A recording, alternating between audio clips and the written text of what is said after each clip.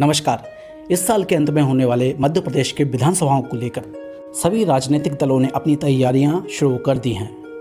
Youth media भी आप लोगों के लिए एक कार्यक्रम कर रहे हैं जिसमें हम आपकी विधानसभा के जानकारियां, उसकी हिस्ट्री, पहले कौन कौन से प्रत्याशी जीत कर पहुँचे, कौन कौन से विधायक आपके विधायक भूतपूर्व में रहे हैं, तो ये सारी जानकारी हम आपको इस वीडियो सीरीज में उपलब्ध कराएंगे।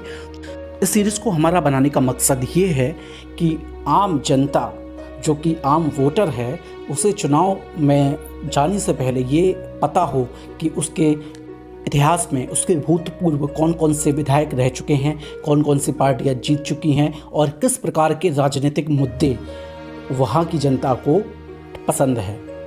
तो इन्हीं सब बातों को ध्यान में रखकर हम ये एक मतदाता की जागरूकता के लिए ये वीडियोस बनाएंगे सीरीज की सबसे पहली विधानसभा से, और उस विधानसभा का नाम है शिवपुरी विधानसभा। पहले विधायक जो बने वो थे तुलाराम, जो कि कांग्रेस के टिकट पर इस चुनाव में विजयी हुए थे। राज्य पुनर्गठन आयोग की सिफारिशों के बाद एक नया राज्य अस्तित्व में आया मध्य प्रदेश 1956 में।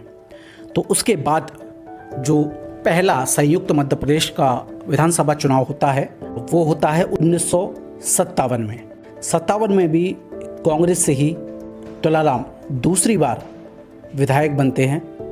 अगला विधानसभा का चुनाव होता है 1962 में, जिसमें शिवपुरी विधानसभा से कांग्रेस के उम्मीदवार आनंद स्वरूप को जनता का आशीर्वाद मिलता है। 1967 में शिवपुरी विधानसभा की सीट में बदलाव होता है और इस बार भारतीय जनसंघ के उम्मीदवार सुशील बहादुर आस्थाना विजयी होते हैं। शिवपुरी विधानसभा की सीट आज़ादी के बाद लगातार 3 चुनाव तक कांग्रेस के पास रही।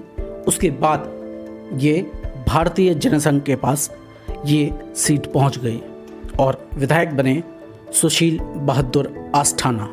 फिर अगला चुनाव हुआ 1972 में। 72 के चुनाव में फिर एक बार सुशील बहादुर आस्थाना भारतीय जनसंघ की ओर से उम्मीदवार बनाए जाते हैं और एक बार फिर लगातार दूसरी बार उन्हें विजयश्री मिलती है। बाद अगला चुनाव होता है सन 1977 में, और 77 का चुनाव बहुत अहम होता है क्योंकि इमरजेंसी हटने के बाद ये विधानसभा चुनाव हुआ था और कांग्रेस का जिस तरीके से पूरे देश में सूपड़ा साफ हुआ था वही चीज़ मध्य प्रदेश में भी हुई, और मध्य प्रदेश के साथ साथ ये शिवपुरी विधानसभा में भी हुआ। शिवपुरी विधानसभा से जनता पार्टी के उम्मीदवार महावीर प्रसाद जैन विजयी होते हैं। 1977 में महावीर प्रसाद जैन जनता पार्टी के उम्मीदवार शिवपुरी से विधायक बनते हैं। बाद लगातार 2 चुनाव 1980 और 1985 के दोनों चुनाव कांग्रेस के उम्मीदवार गणेश गौतम जीतते हैं और 10 साल तक वो विधानसभा में शिवपुरी की जनता का विधायक के रूप में प्रतिनिधित्व करते हैं। अगले विधानसभा चुनाव 1990 में शिवपुरी विधानसभा से पुराने नेता जो कि पहले भी शिवपुरी में विधायक रह चुके थे, सुशील कुमार आस्थाना, वो एक बार फिर चुनावी मैदान में थे और निर्दलीय के रूप में उन्होंने अपना ये चुनाव लड़ा और विजयी रहे। मध्यावधि चुनाव 1993। शिवपुरी विधानसभा से 1993 में भारतीय जनता पार्टी के टिकट पर चुनावी मैदान में होते हैं देवेंद्र कुमार जैन। वर्ष 1998 शिवपुरी विधानसभा में एक बहुत बड़ी राजनीतिक बदलाव की तरफ बढ़ रहा था। दरअसल 1998 में जो कैंडिडेट आने वाला था वो शिवपुरी की राजनीति को दशकों तक प्रभावित करने वाला था। ना सिर्फ प्रभावित करने वाला था बल्कि ये कहें कि शिवपुरी विधानसभा की राजनीति है वो उस नेता के इर्द गिर्द ही घूमेगी, और इस नेता का नाम था यशोधरा राजे सिंधिया। जी हाँ, ग्वालियर राज परिवार से आने वाली यशोधरा राजे सिंधिया स्वर्गीय माधवराव सिंधिया की छोटी बहन और भारतीय जनता पार्टी की संस्थापक सदस्य में रही स्वर्गीय विजया राजे सिंधिया की सबसे छोटी बेटी थी। लेकिन पहला चुनाव था, बहुत कुछ साबित करना था, अपनी काबिलियत को दिखाना था। उनका 93 से जो सफ़र शुरू हुआ था वो आज तक लगातार चल रहा है, और ना सिर्फ चल रहा है बल्कि अगर दूसरे शब्दों में कहे कि उनकी मर्ज़ी के बगैर शिवपुरी विधानसभा में एक पत्ता भी नहीं हिलता, तो ये कहना भी गलत नहीं होगा। तो यशोधरा राजे सिंधिया पहली बार चुनावी मैदान में शिवपुरी विधानसभा से उतरती हैं और प्रचंड जीत के साथ पहले ही चुनाव में वो जीत कर पहुँचती हैं भारतीय जनता पार्टी के टिकट पर।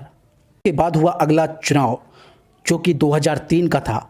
2003 के चुनाव में कांग्रेस के लिए लगातार बढ़ती एंटी इनकम्बेंसी और भाजपा के लिए एक फायर ब्रांड नेता के तौर पर उभर रही उमा भारती थी, जो कि अघोषित रूप से भाजपा की मुख्यमंत्री की उम्मीदवार मध्य प्रदेश में बन गई थी। वो चुनाव एक तरीके से मध्य प्रदेश में भाजपा की लहर को लेकर आया और कांग्रेस उस लहर में कहीं भी टिक नहीं पाई।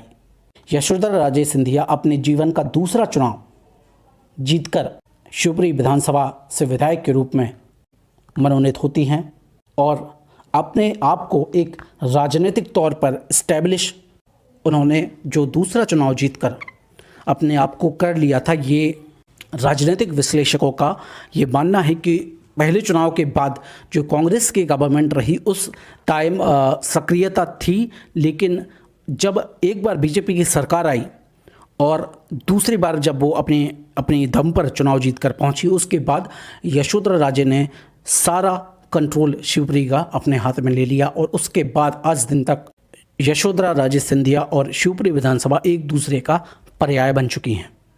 2008 के चुनाव में उन्हीं के ही समर्थक माने जाने वाले माखनलाल राठौर बीजेपी ने टिकट दिया और 2008 का चुनाव वो ईजिली जीत भी जाते हैं।